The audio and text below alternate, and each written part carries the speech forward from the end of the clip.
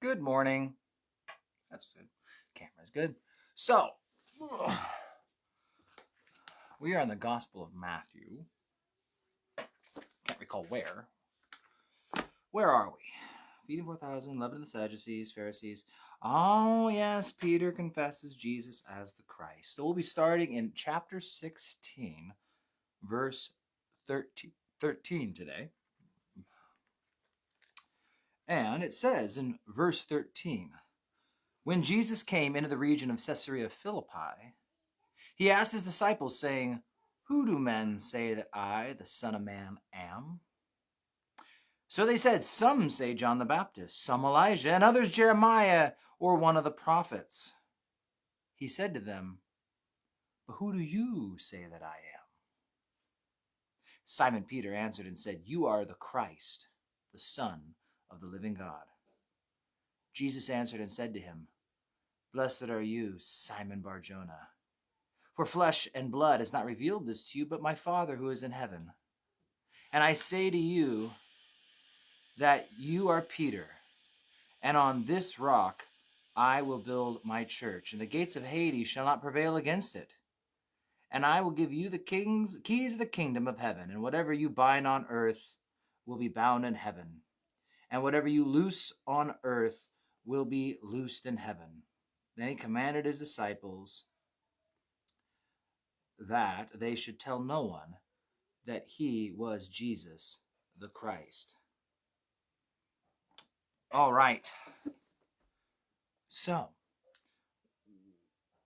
man, let's start with, I guess, the technical stuff, and then we'll back up, and then we'll kind of wrap up with some of the more applicable stuff.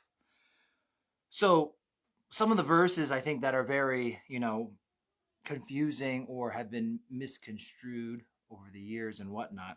We have Simon Bar-Jonah, right? Simon, son of Jonah. Bar is son of. And so he says in verse 18, well, it says in 17 that flesh and blood is not revealed this, but my Father is in heaven. So he's on to something here.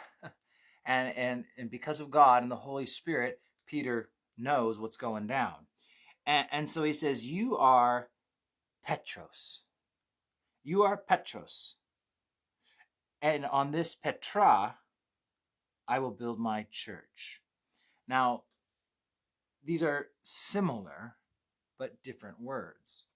And it's interesting that Jesus named Peter. His name was Simon. But Jesus gave him another name to be known as. You look like a Peter. He gave him a Greek name. And so he starts calling him by this, and his name means rock.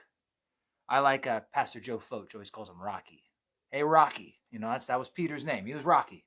And so you're Rocky.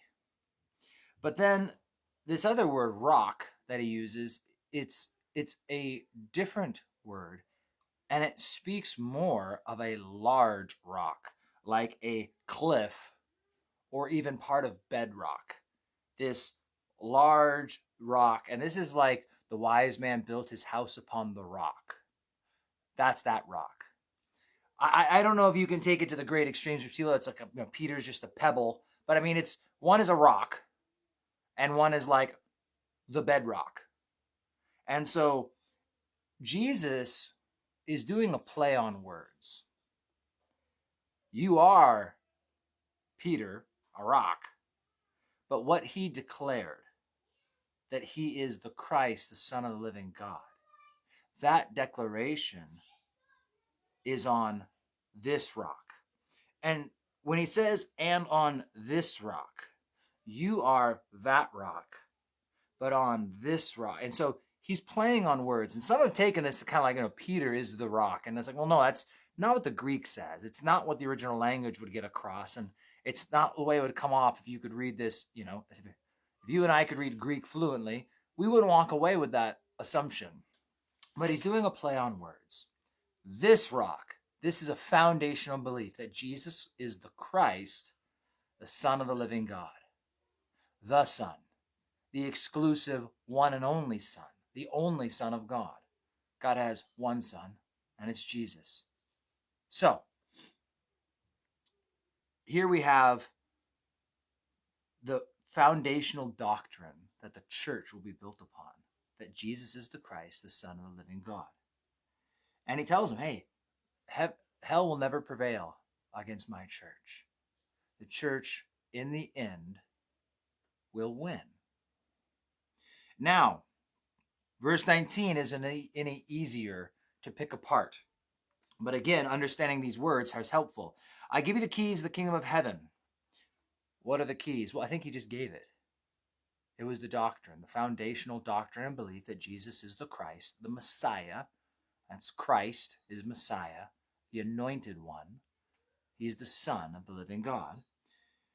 And whatever you bind on earth will be bound in heaven. And whatever you loose on earth will be loosed in heaven.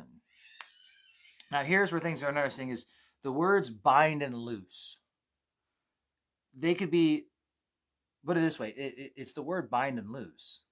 But when you understand the colloquial, the way they talked, the way they used words, right? Like the phrasing, the idea is to bind it is to forbid it. And to loose it is to permit it. Whatever you forbid or permit. And here's where grammar comes in. In fact, does my Bible make note of this? Maybe it does. Okay, yes, my Bible actually does have a note. It's a little note there in verse 19, a little 1. And as I go look at my Bible, it says, will have been bound or will have been loosed.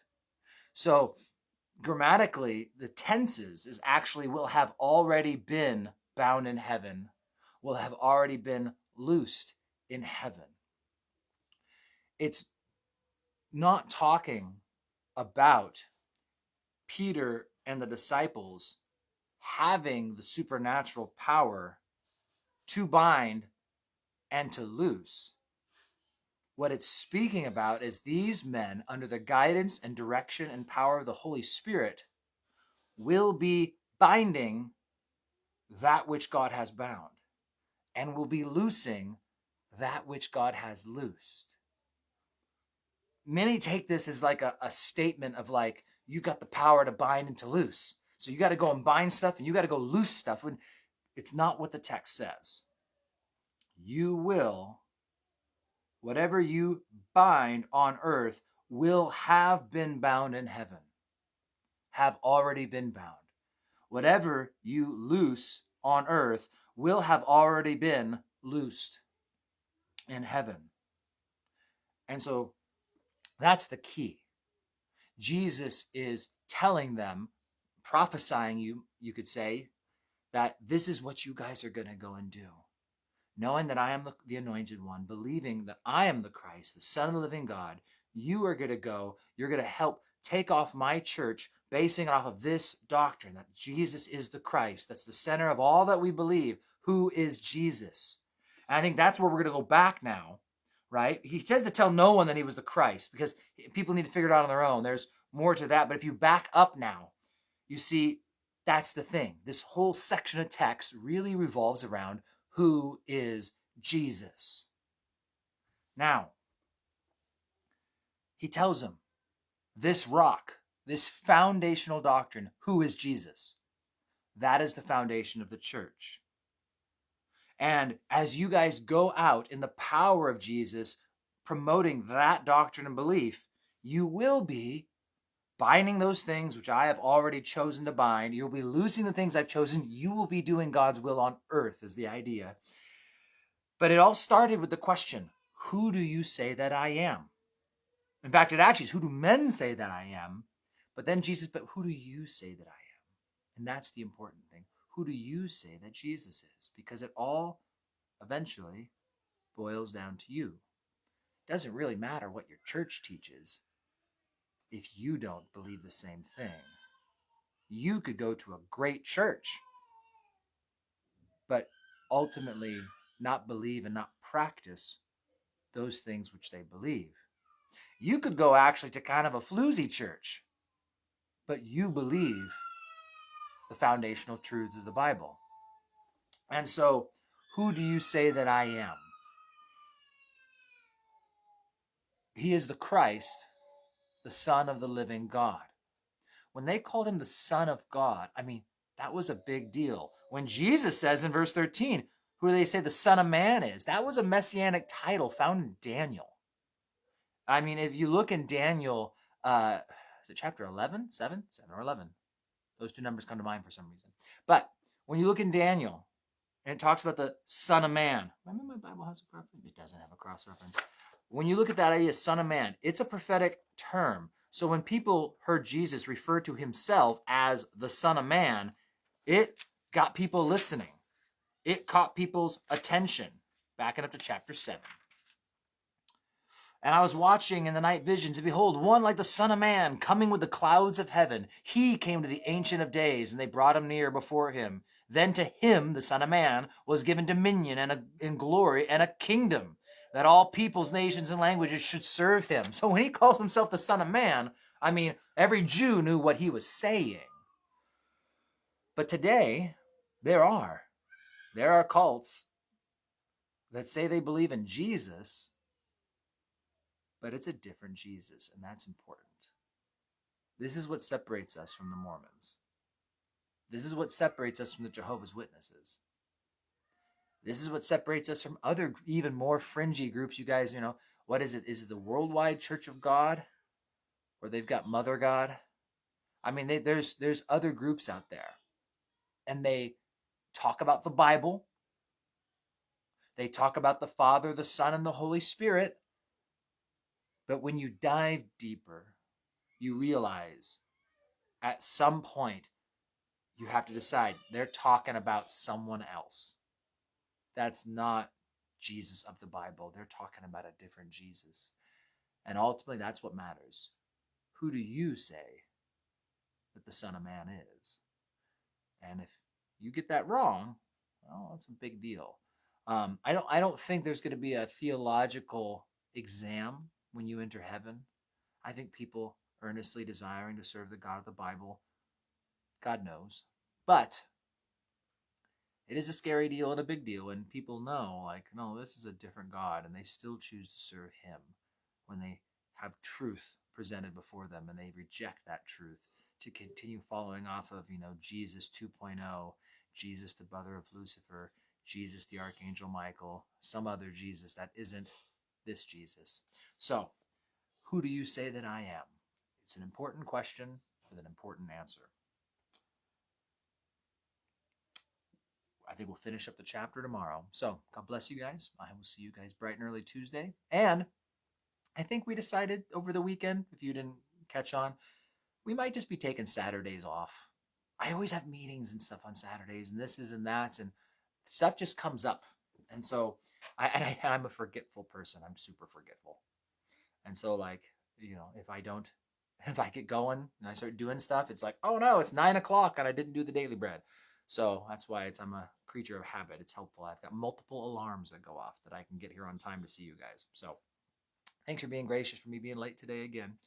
Mondays are just a nice day. I like to enjoy a nice morning workout and just some worship time. And so if I see it's going long, I'm just going to embrace it. I'm not going to end that time. It's a good, sweet time for me. So I encourage you guys to do the same too. Don't be afraid to put off other important things. If you're having a sweet time with the Lord, take it while you can get it. God bless you guys. I'll see you tomorrow. Ooh, might see some of you tonight. Sign ministry outside of Safeway. 4:30. Yeah, 4:30. Meet me across the street from Safeway in Grandview. We'll have a grand old time. Adios.